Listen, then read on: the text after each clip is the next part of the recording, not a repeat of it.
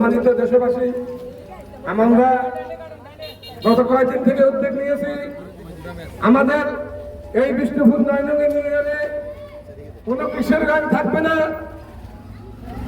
কোনো মাদক থাকবে না, কোনো সরাই কেন্দ্রানি থাকতে পারবে না। আমরা গত সপ্তাহ থেকে আপনাদেরকে চিঠি দিয়ে জানাইছি, জুমার আলোচনায় বয়ান করছি। সেই অনুপাতে ইনশাআল্লাহ আমরা সবাই ঐক্যবদ্ধ হয়ে এই বিষ্ণুপুরে আমরা রেডি করেছি। মাদকের রাস্তা না, আমাদের বিষ্ণুপুর থাকবে না, আমাদের থাকবে না, আমাদের এই এলাকাতে কোনো অকারেন্সি থাকবে না, জুয়াই থাকবে না, কিশোরগঞ্জ থাকবে না। আপনারা সবাই আমাদের সাথে একমত আছেন কিনা? আল্লাহু তাকবীর, আল্লাহু তাকবীর।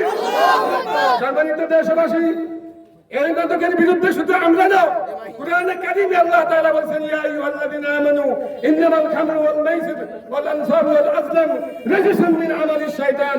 আমার আল্লাহ তাআলা কুরআনে কারীমে বলেছেন, হে ঈমানদারগণ, তোমরা মদ খেও না, তোমরা জুয়া করো না, তোমরা লটারি করো না, তোমরা গান বাজনা করো না, হাই হুল্লাড় করো না, রাজসুম মিন আমালিশ শাইতান।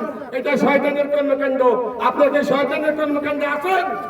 আমার সাথে বলেন, আপনারা কি শয়তানের কর্মকাণ্ডে একসাথে আছেন না আল্লাহ তাআলার পক্ষে আছেন, কোরআনের পক্ষে আছেন?